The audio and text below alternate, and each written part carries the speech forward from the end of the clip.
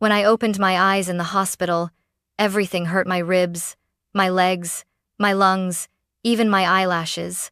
But the worst pain wasn't physical. It was realizing that I had no missed calls, no frantic messages, no one pacing outside my room, not even my dad.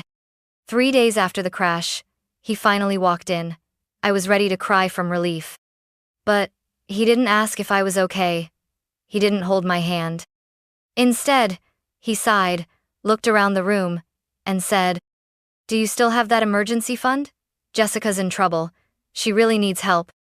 That's when something inside me cracked, not a bone, not a bruise, but a piece of belief I didn't know I still had.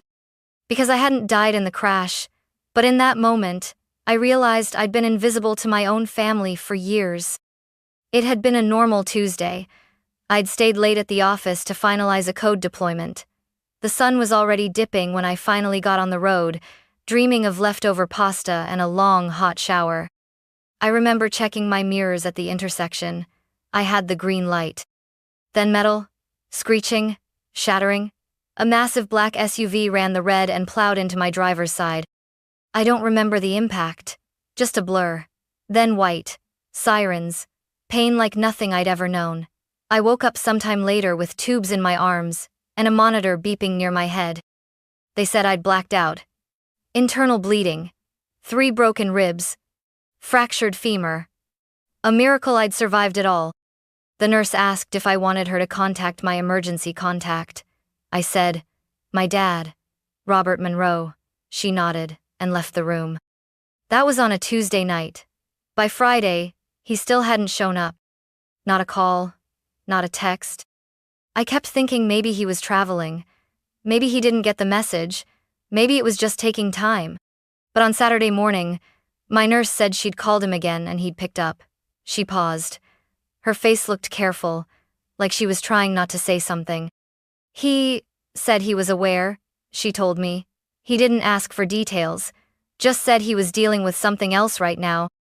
That something else, I'd later find out, was my sister Jessica's financial disaster.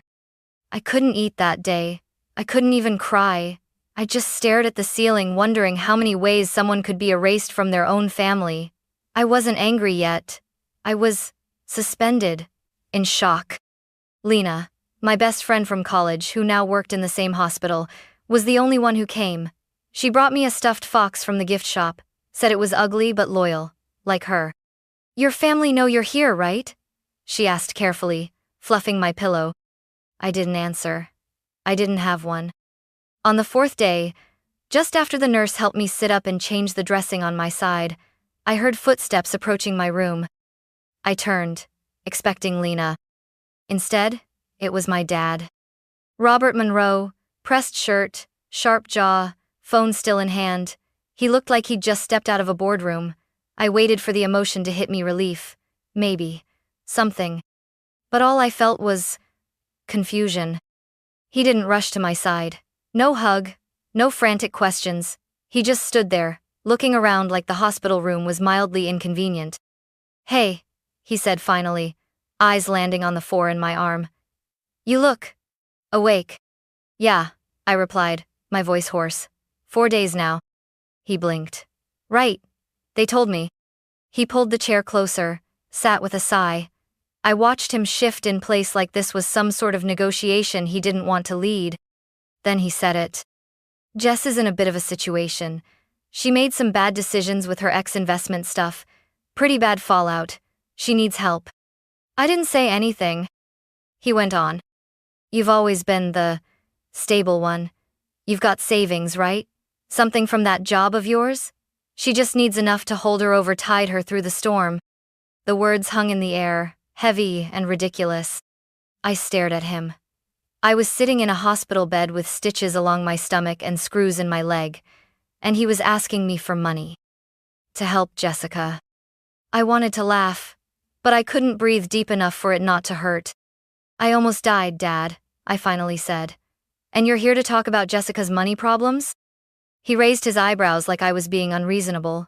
"Of course, I care you were in an accident, but Jess is in freefall. You don't know what she's going through." "Oh no," I said, bitter. Just a fractured skull and some internal bleeding. But let's talk about how hard this is for Jess. He looked genuinely baffled, as if he truly didn't understand why I wasn't instantly offering a check. She's your sister, he said sharply. You two used to be close. No, Dad. I used to clean up after her.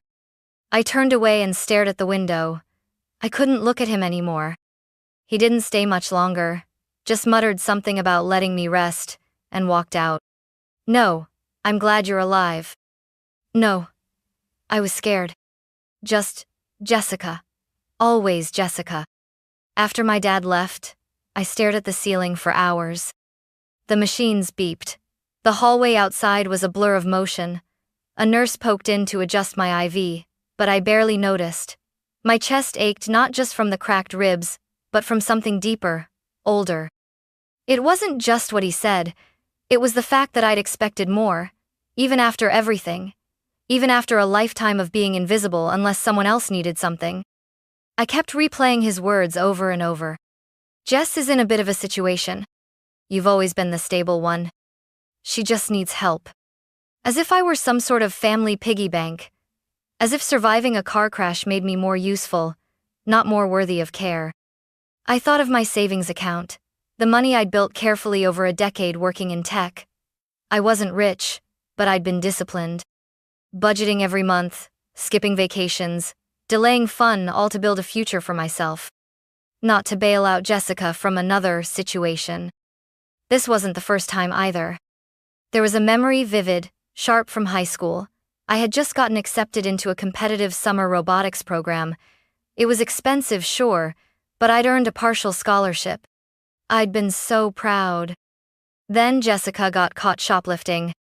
Our parents grounded me, took the tuition money I'd raised through tutoring and redirected it to help her recover her reputation. They said it was a family emergency, that my opportunity could wait. It never came back. And then, in college, when she dropped out of her third program, I was told to drive 6 hours to pack her dorm room because my parents were too stressed. I did it. I always did it. Because back then, I thought being useful would earn me love. I thought if I showed up enough, they'd finally see me. But now, lying in a hospital bed with metal pins in my leg, I knew better. I wasn't their daughter. I was a resource, a contingency plan, a safety net they didn't bother maintaining. Lena came by again that evening. She brought soup and a charger. You okay? She asked, her tone soft but pointed. I didn't answer right away. Then I said, no, but I think I'm finally done pretending I am. She just nodded and sat beside me in silence. And for the first time in a long while, I let someone stay without needing to earn it. The next morning, my dad came back. This time, he didn't knock, just walked in like it was his office. He had coffee in his hand, not for me, and a folder tucked under his arm. His face was set like stone. I didn't even bother sitting up. My leg throbbed from the night, and my energy was running low. I've been thinking, he began, not even asking how I was feeling. Jess really needs a win right now. She's in a rough place, Hailey, and this could follow her for years if we don't get ahead of it. I closed my eyes for a second. We? He ignored the question. I talked to the lawyer handling her situation. He said if we can settle part of the debt quickly, it might avoid going public. Reputation matters, you know that. Especially for young women, if we act fast. I'm not giving her anything. The words came out flat. Final. He froze. The shift in his posture was subtle, a small tightening of the jaw, a narrowing of the eyes. He hadn't expected resistance, not from me. I'm not asking you to give it away, he said, voice rising. It's a loan, you'll get it back. No, I said again, more clearly this time. You didn't come when I almost died, Dad. You didn't call. You didn't text. You showed up 4 days later asking for money. He scoffed. Don't be dramatic. You're alive, aren't you? That was it. The moment something in me snapped. I could have not been, I said, louder now. But that wouldn't have changed a thing, would it? You still would have been there for Jessica. You'd cry for her. You'd bankrupt yourself for her. And me? I'd be a name in the obituary column you skimmed while looking for bail options. He stepped back slightly. Not out of guilt, just surprise. He didn't recognize this version of me. I'm not the one who's failed this family, he said coldly. You're letting bitterness make you cruel. No, I whispered. Bitterness is what happens when you spend your whole life being told you don't matter unless someone else needs something from you. There was a long silence. Then, in the lowest voice I'd ever heard him use, he said, If you let Jessica fall, she won't be the only one we cut off. I looked straight into his eyes. You already cut me off a long time ago. You just didn't notice. He left without another word, not even a glance back. And for once, I didn't crumble after he walked away.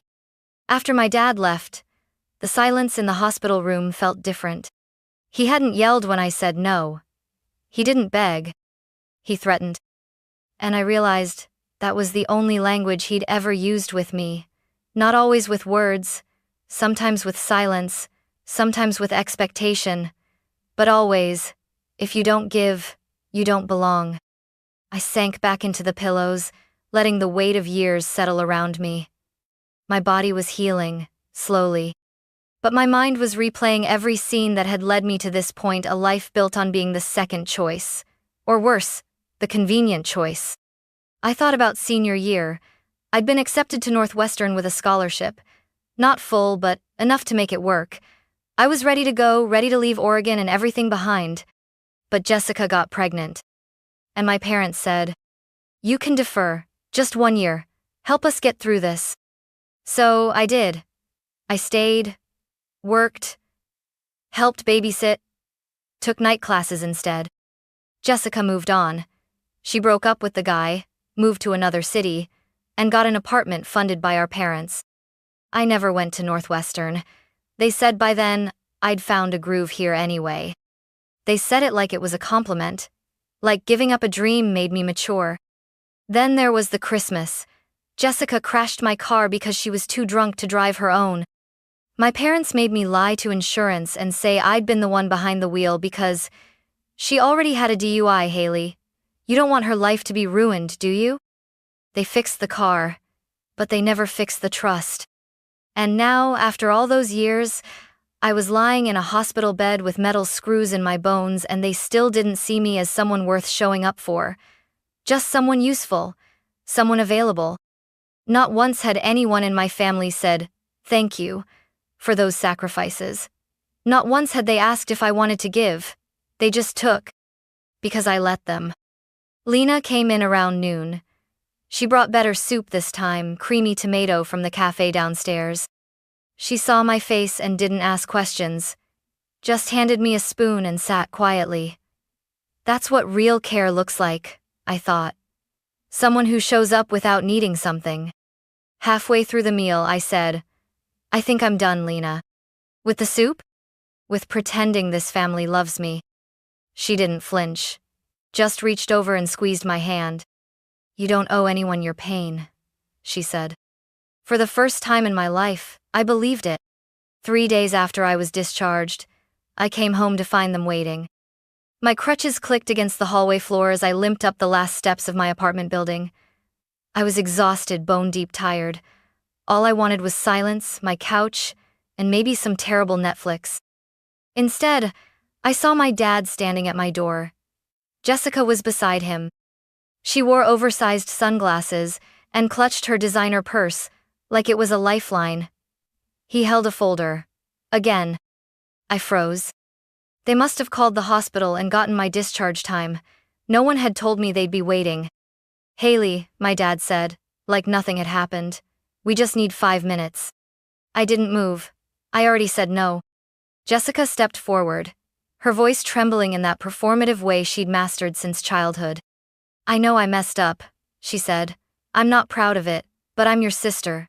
Doesn't that mean anything to you?" I looked at her, polished, perfect, panicked, the same girl who had taken everything, even when she didn't ask. "You weren't at the hospital," I said quietly. Her face flinched, just a bit. Then she put on the victim mask. "We didn't know how bad it was. Dad said you were fine. Because you didn't ask." My dad's tone sharpened. Don't turn this into some moral crusade. Your sister's future is at stake. And mine wasn't? I snapped. You didn't even check if I'd walk again. But now you're here, what to beg? To bully? We're family, he said, jaw tight. Family means stepping up when it counts. Funny, I said. It only counts when you need something. Jessica started crying, real or not. I couldn't tell anymore. My father didn't try to stop her. Instead, he took one final step forward. You think money makes you better than us? You think having a job and a savings account gives you the right to abandon your sister?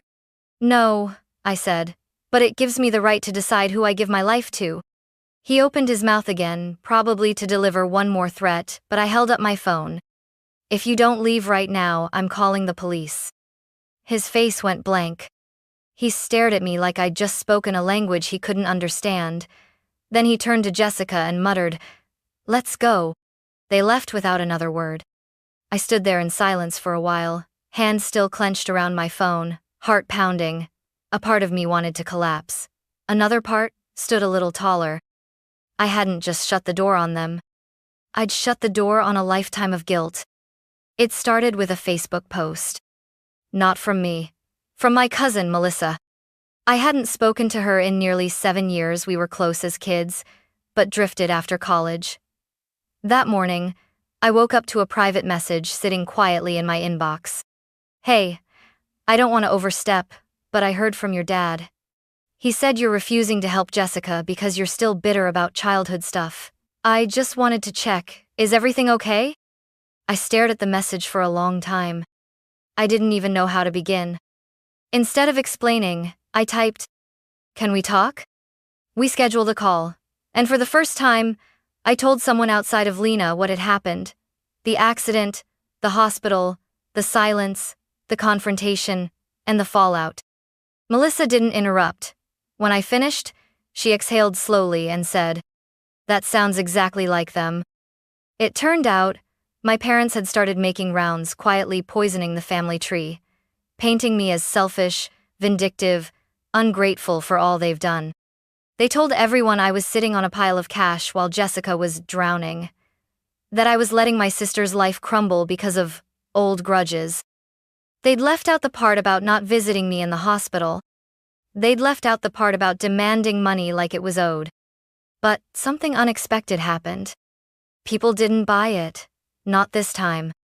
Because apparently, I wasn't the only one. Melissa told me that when Jessica's startup was crashing last year, she had borrowed money from our Aunt Camille. Thousands.